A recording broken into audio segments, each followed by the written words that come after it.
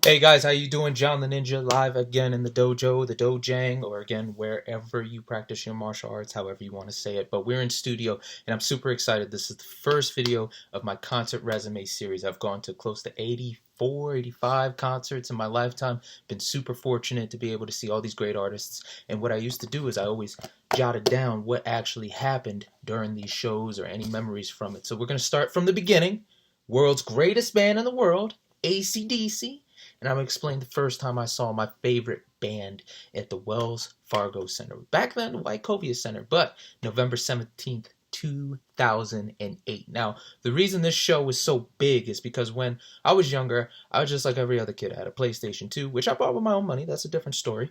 Mom and dad, said you want it, you go earn it. But the point is, what I ended up buying was a game called Tony Hawk Pro Skater 4. And what changed my life was the opening song. I loved that song. I had no idea who it was, but you got these guys going, oi, oi. And what the hell does that mean? And then you got another thing with a guy who sounds just like a smartass, high-pitched voice. See me right out of that sunset. I was like, oh, okay. And that song combined with just great tricks from all these skateboarding legends in the video really captivated me. And I would find out the song was called TNT. I didn't even know what the band's name was, but I love that song, and I would sing it every time I was playing it. So we're talking what? Let's see when this game came out. Blah blah blah. This game came out in 2002, so I probably bought it around 2005, 2006. So flash forward, it's about 2007. I'm playing this game. I'm singing it, and my dad's like, "Well, you know who that band is?" I'm like, "No, who's that?" He's like, "ACDC." Who? ACDC. I was like, who are these guys? So that's what started the spiral. So I went to the store, and I knew about bands like Queen and Black Sabbath, but I went to our local Best Buy at the Cumberland Mall in Vineland, New Jersey, and crazy enough, I still have the receipt. I saved the receipt. I didn't know why I saved the receipt when I was younger, but I knew it would be important, and today I know why it's important, because I can tell you, at approximately 4:07, February 4th, 2007, I purchased these two albums. Boom. Black Sabbath's Paranoid, ACDC's High Voltage. And this album kicked. It was great. And I was listening to things, and I was hearing things, and I was just like, what is music? This is where music took over for me. Like, I had Biggie's, what was his second album? Ready to Die. I had Queen. I had a lot of music. I was a big Eminem fan. I had Eminem Show. But something about the AC/DC music captivated me to want to play, to want to get into it. So what I ended up doing was I started studying AC/DC. I started buying the different albums. I have a story where I was at the mall, and the mall was closing. I had Power Age, and I had Let There Be Rock in my hand. I couldn't decide. I have to pick one. The place is going to close. And in the end, I was like, screw it. I'm buying both. I bought their Family Jewels DVD set with all their videos on it. And let me tell you, before internet and YouTube was like exploding and internet was fast because we had DSL and dial-up back then, very slow compared to what it is today, that was the only way you could see the music videos. That was the only way you could watch them unless you had a video of a live concert or something was on TV. So for some reason, I just started studying ACDC.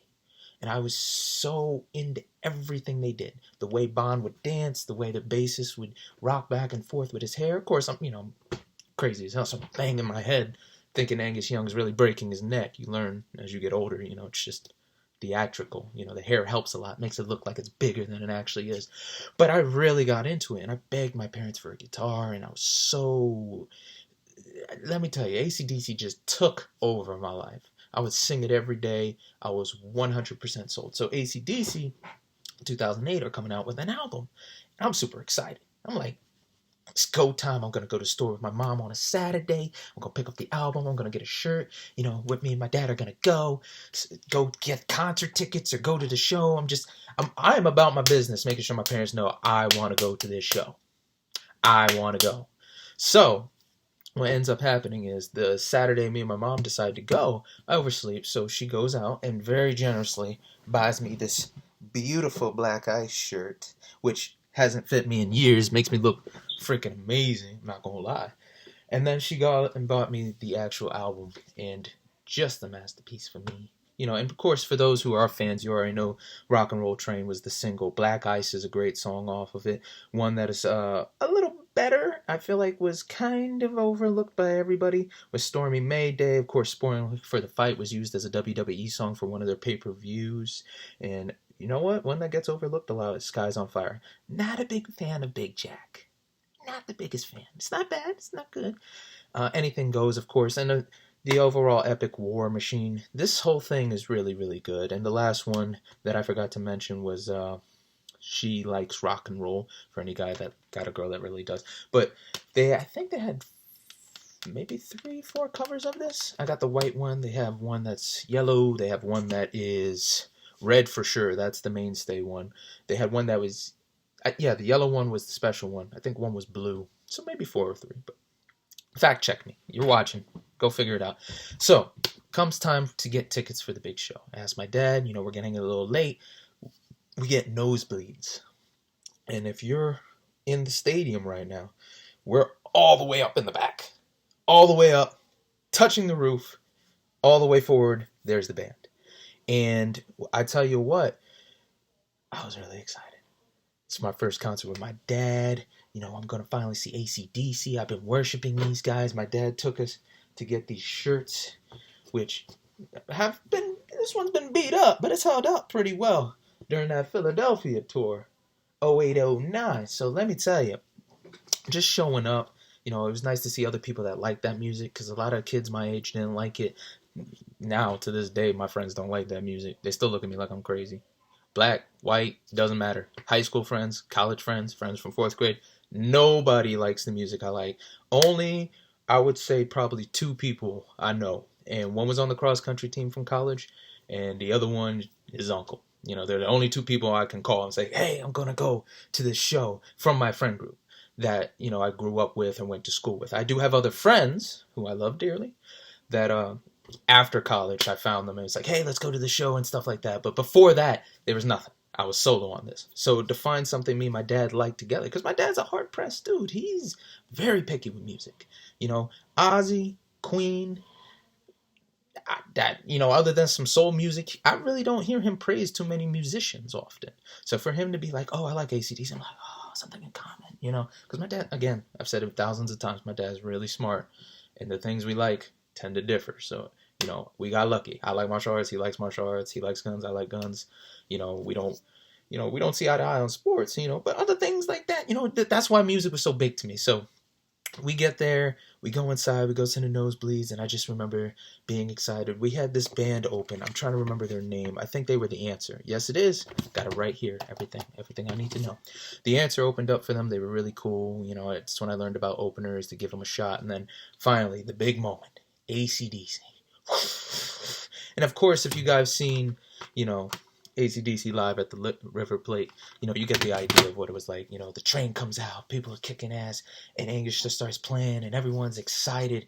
I was in the zone. I was singing every song. I was super into it. My God. When I say, it was like a religious experience, which I did have there, a few months earlier. I literally went to a Hugh Laurie gathering.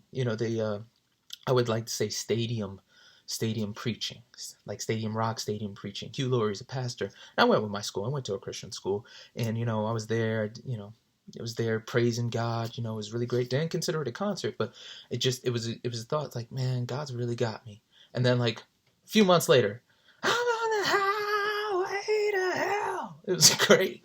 At least for me, it was. I find the humor in that, because big important thing. I am a Christian, but my first 2 songs I learned to play on guitar, Highway to Hell, Hell's Bells. Now tell me the Lord doesn't have a sense of humor. So back to the point, they're playing all the songs, and the set list is as stated here.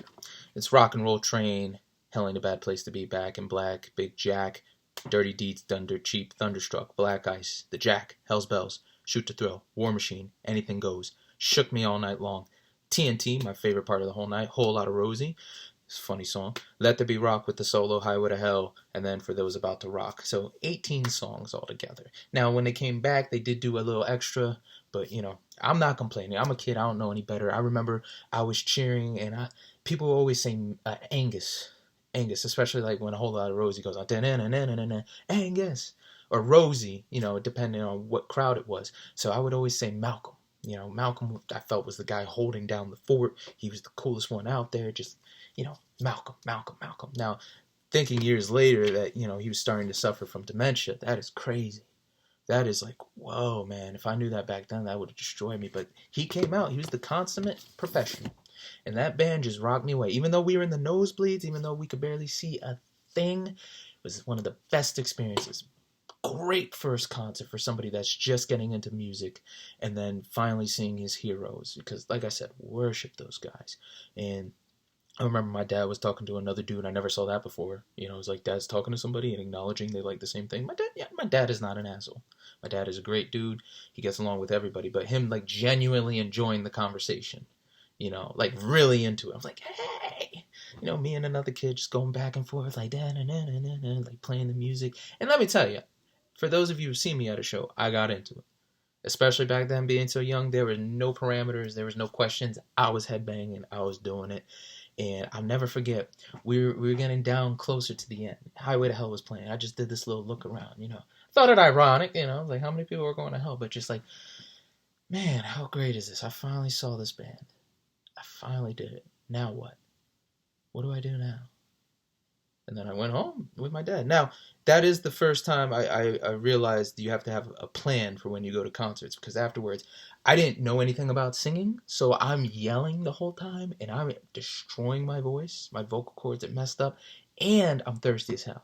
And me and Dad didn't bring drinks in the car, so we had to drive. I want to say maybe it was like realistically 30 minutes before we got to Wawa. I was freaking miserable. Oh, it was terrible. But it was a real fun time, and from that show, the souvenir I got was one of the programs. And again, something that I just look over every single year and just be like, man, that was a great time. That was a great time. It's a lot of fond memories, man. And I think the biggest thing I need to take from that show was I saw the Back in Black incarnation of ACDC, you know, before Phil, you know, went to jail for trying to kill somebody. But again, such a good show, such history. Loss of words. You're going to see me, you know, losing loss of words over these videos a lot. But the idea of, you know, this band, my favorite band, came through, finally saw them. First concert, first time, couldn't have gone better. And again, when I say fond memories from that show, fond memories. So that was concert numero uno. And we got a lot more to come, guys. So thank you. If you have any questions, or just want to be a good person, hit the like button, not bucking, hit the like button, share, and help a brother out. And again, I'm going to remind you guys, these videos are one takes only. We're doing it the right way. So, till next time, stay safe, and God bless.